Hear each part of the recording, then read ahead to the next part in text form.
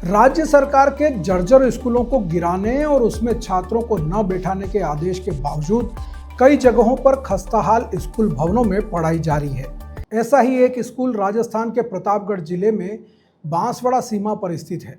पीपलखुर्द पंचायत समिति के चरपोटापाड़ा गांव में है। यहाँ के राजकीय प्राथमिक विद्यालय का हाल बद से बदतर है, जहाँ 100 से अधिक छात्र जान जोखिम में डालकर शिक्षा ग्रहण करने को मजबूर हैं। बीबीसी राजस्थान की टीम ने जब इस स्कूल का जायजा लिया तो चौंकाने वाली तस्वीर सामने आई।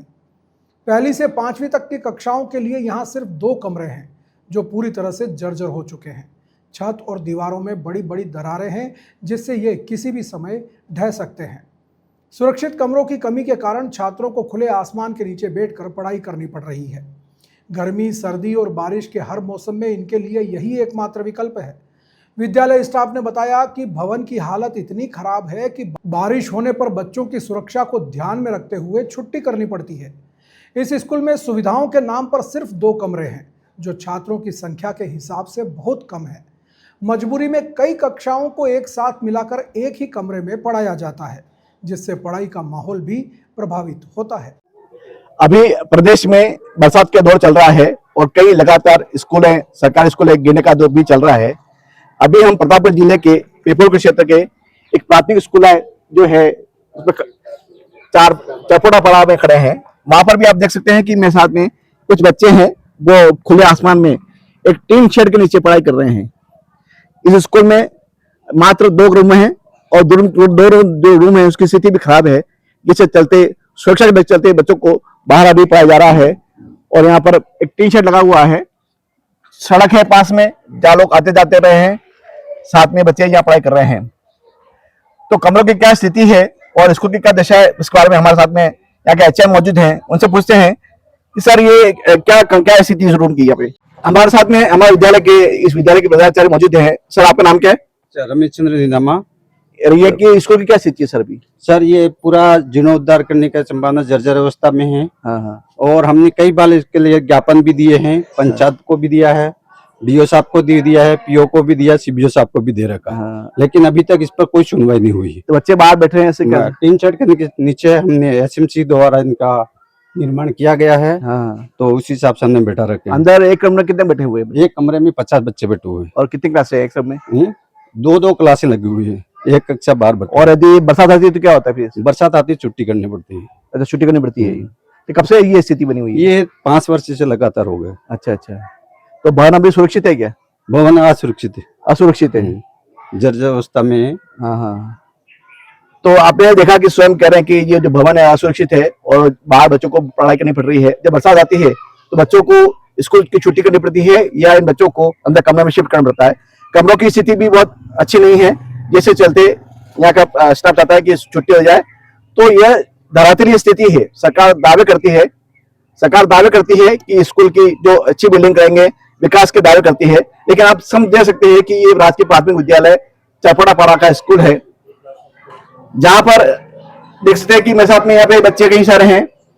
बच्चे एक रूम में 2 3 बच्चे हैं। साथ में यहाँ पर पोषाहार भी पड़ा हुआ है। आप देख सकते हैं कि यहाँ पे पोशाक की सामग्री पड़ी हुई है और एक रूम में 2 बच्चे यहाँ पे पढ़ाई कर रहे हैं। तो यह स्थिति वास्तविक स्थिति है। आप देख सकते हैं कि ये जो एक कमरा है उसके अंदर 2 कक्षा चल रही हैं और कक्षाओं के साथ ही यहाँ पर पोशाक का सामग्री जो गेहूं पड़ा हुआ है वो भी यहाँ पड़ा हुआ है और दूसरा सामान पड़ा वो भी यहाँ पड़ा हुआ है।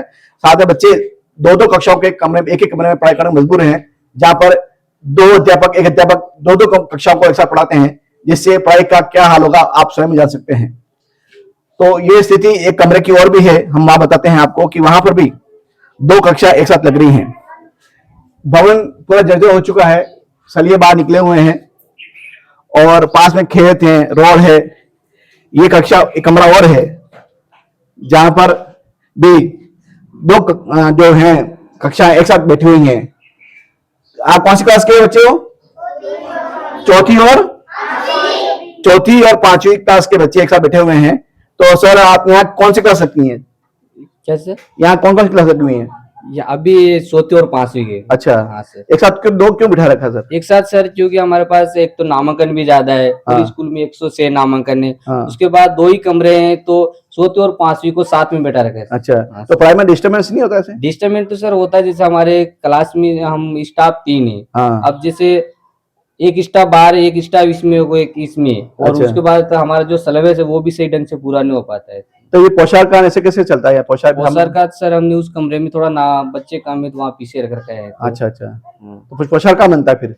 पोशाक तो वो है सर, वो इधर वो अलग रूम बना रखा? अलग रूम है, किचन अच्छा, अलग है इसके अच्छा, लिए। अच्छा। हाँ सर। तो क्या व्यवस्था कर रखी है कोई कुछ बच्चों के लिए? पढ़ाई कैसे पढ़ाई होती है फिर? पढ़ाई तो सर वैसे हम मेहनत करते हैं, पढ़ाई तो वैसे बढ़िया कर रहे हैं हाँ, हाँ। बच्चों की। लेकिन व्यवस्था सुरक्षा है हाँ, कि व्यवस्था को हाँ सुरक्षा है, बरसात के टाइम में ज्यादा दिक्कत आती है। अच्छा अच्छा।